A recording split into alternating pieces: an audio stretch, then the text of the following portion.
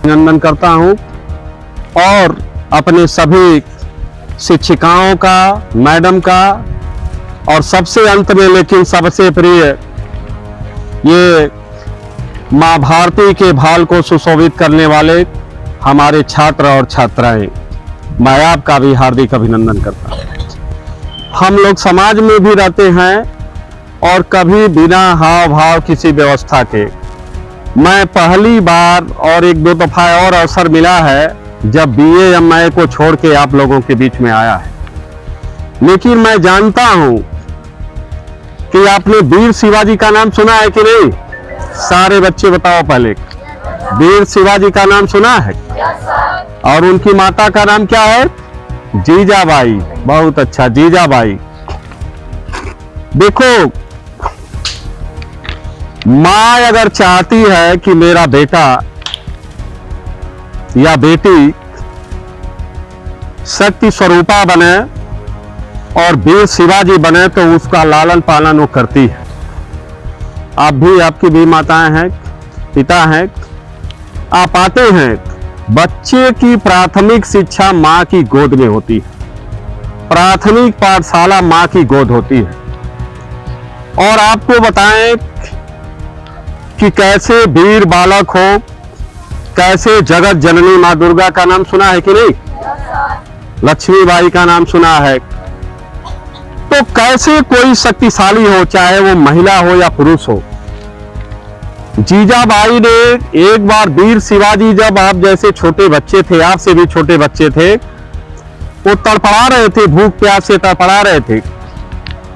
उस समय भारत पर मुगलों का शासन था, तमाम अत्याचार हो रहे थे, और वीर शिवाजी जब तड़पड़ाने लगे, रोने लगे, चिल्लाने लगे भूख प्यास से, तो दासी उनको अपना स्तनपान कराने जाती है, मतलब दूध पिलाना चाहती है दासी।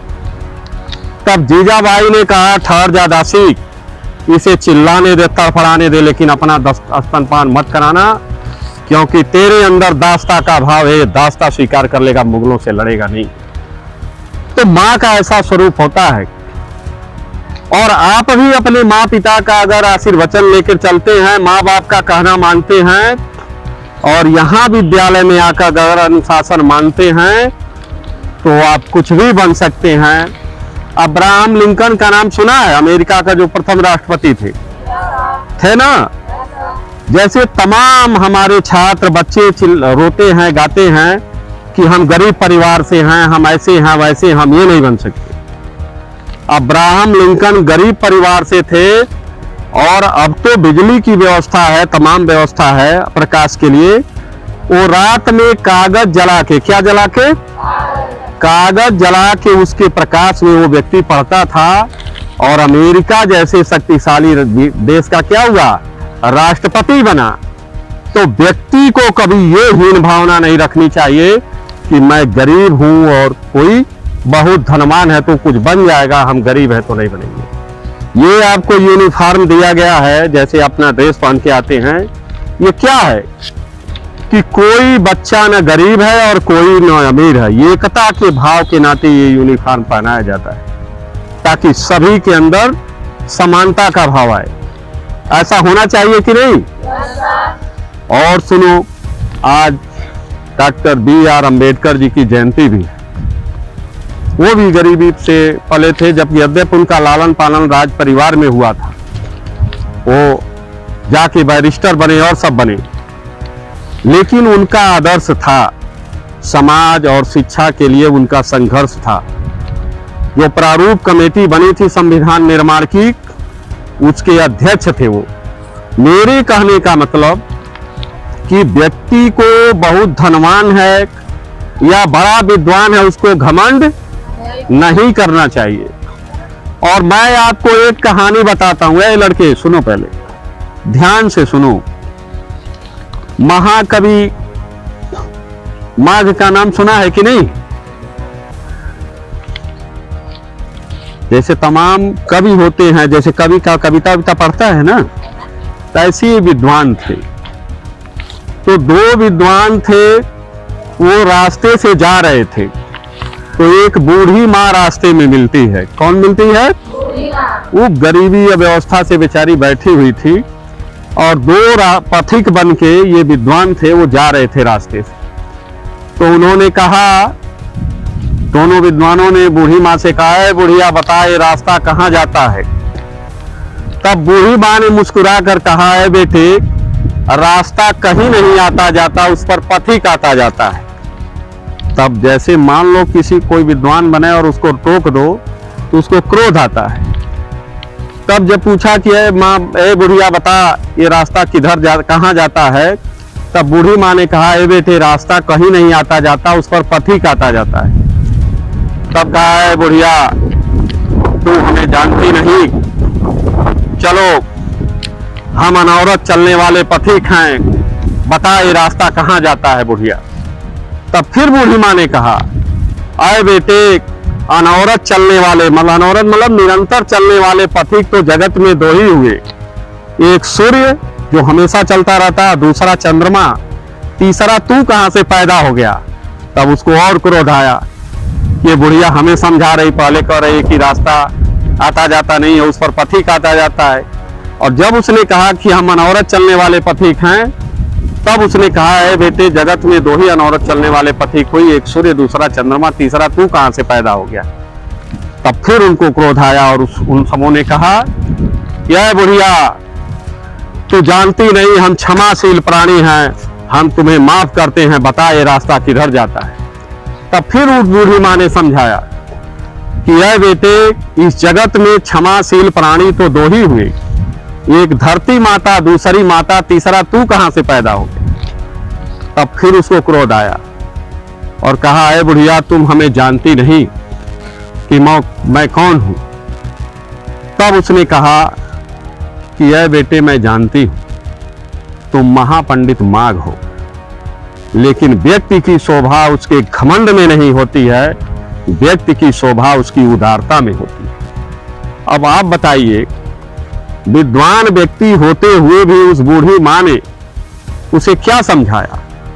यह समझाया कि व्यक्ति को अहंकारी नहीं होना चाहिए, अगर अनुभव है, गंवार भी है तो भी शिक्षा दे सकता है, होता है कि नहीं। और फिर देखो, जब अपना देश गुलाम था, शस्त्र नहीं था, अंग्रेजों से लड़ने के लिए शस्त्र नहीं था, धन नहीं था, तब नेताजी सुभाष चंद्र बोस का नाम सुना है कि नहीं। तब भारतवासी ये सोच रहे थे हमारे पास ना धन है, ना अंग्रेजों से लड़ने के लिए शस्त्र है। तब नेताजी सुभाष चंद्र बोस ने कहा, जब भारतवासी अकर्मण्यता का शिकार हो रहे थे, कुंठा का कि हमारे पास धन नहीं है, शस्त्र नहीं है, तब नेताजी सुभाष चंद्र बोस ने उनकी अकर्मण्यता पर कुठाराघात करते हुए कहा था कि दौलत से हथियार खरीदा जा सकता है। दौलत से क्या है, मतलब पैसे से हथियार खरीदा जा सकता है, दौलत से हथियार खरीदा जा सकता है, साहस नहीं, दौलत से इंसान भी खरीदा जा सकता है, ईमान नहीं, सम्मान नहीं। इसलिए तुमको मैं बताता हूं कि कभी धन के अभाव में, किसी व्यवस्था के अभाव में व्यक्ति को कभी घबराना नहीं चाहिए। तमाम लोग ऐसे हैं, समस्याओं से कभी आत्महत्या कर लेता है, कभी जान अपना दे देता है। जीवन मूल्यवान है, आपको संघर्ष करने की ताकत रखनी चाहिए। हमेशा व्यक्ति को महान बनने की अगर थिंकिंग है तो आगे लक्ष्य का संधान करेगा, उस लक्ष्य को प्राप्त करेगा। इसलिए व्यक्ति को, और देखो महात्मा गांधी का नाम सुना है कि नहीं, अभी डॉक्टर B.R. अम्बेडकर जी की जयंती मना रहे हैं। इसी तथ्य को हिंदी की कविता में कहा था, हमारे तमाम लोग पढ़ाने वाले हैं और तुम बच्चे हो, तुम हमारी बात, ये कविता ध्यान से सुनना, कि जब उस समय भी भारतवासी तमाम लोगों को लोग जागरूक करते थे, जब महामानव आते थे, तो उसमें क्या कहा उसने कि ओ पथचारी जाग देख। पथचारी मतलब जो पथ को भूलने वाले, ओ पथचारी जाग देख, सूरज सिर पर चढ़ आया, गिर गंवर लांघता काल का रथ कितना बढ़ आया, तू अचेत ही रहा और सदियों पर सदियां बीती, जिस बाजी को हार गया तू वह और उन्हें जीती। जाग तुझे तेरी अतीत स्मृतियां धिक्कार रही हैं, जाग जाग तुझको तेरी भावी पीढ़ियां पुकार रही हैं। हम क्या कर रहे हैं? अगर हमारा देश आजाद है तमाम बलिदानों और तमाम संघर्षों के बाद, तो आज हम उनकी संतान हैं। सीमा पर जवान मरता है लेकिन हमारे सीमा की रक्षा करता है, इसलिए हम सुरक्षित हैं। इसलिए व्यक्ति को कभी भी देश हित में सोचना चाहिए, राष्ट्र हित में सोचना चाहिए, समाज हित में सोचना चाहिए। और जब तुम परिवार का एक अच्छा नागरिक बनेगा, अपने घर का एक लाडला बनेगा, माँ बाप की आज्ञा मानने वाला बनेगा, विद्यालय की आज्ञा मानने वाला बनेगा, तभी ना एक राष्ट्र का अच्छा नागरिक बनेगा।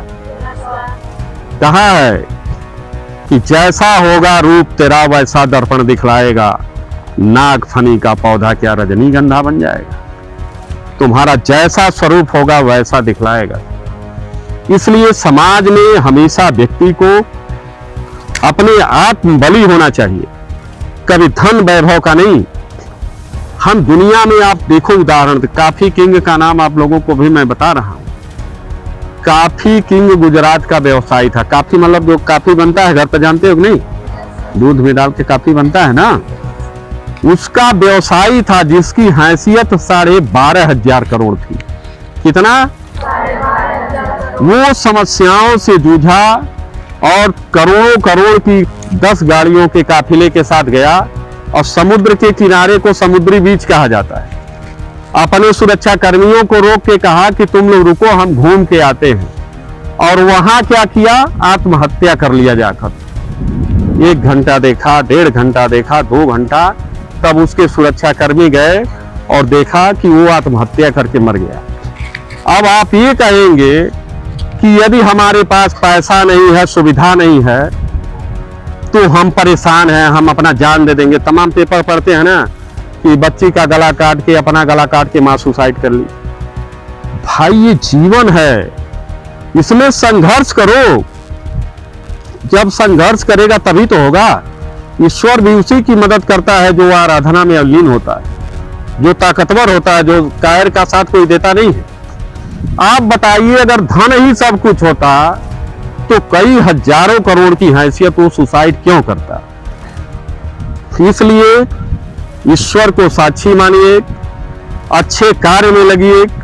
मैंने देखा कि सारे बच्चे कितने अनुशासित होके, ये छोटे छोटे बच्चे जो हमारे हैं, ये कल का भविष्य है।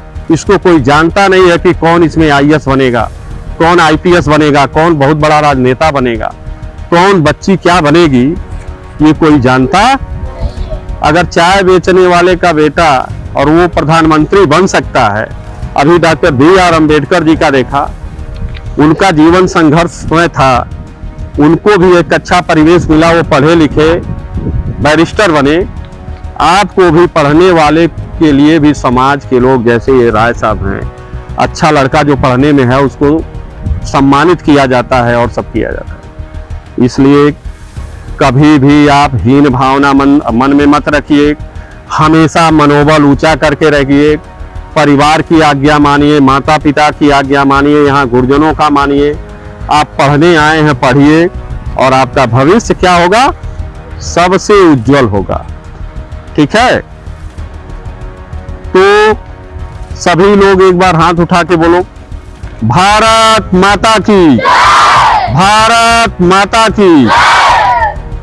तो सब लोग पढ़ेंगे ना आज से, और हम लोग भी बीच बीच में आएंगे विद्यालय में, हम देखते हैं कौन बढ़िया पढ़ता है। अभी देखो सरयू महोत्सव आज शुरू हो गया है। जो विद्यालय का टॉपर इंटर कॉलेज का होता है उसको सम्मानित किया जाता है, वहां पूरे मंच पर पूरे व्यवस्था से प्रशस्ति पत्र देगी। तो सभी तैयारी बढ़िया से करिए, अपने में टॉपर बनिए।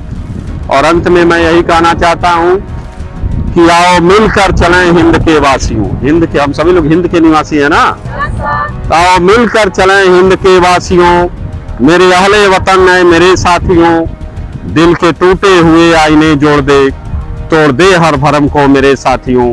आओ मिलकर चलें हिंद के वासियों। जय हिंद, जय भारत।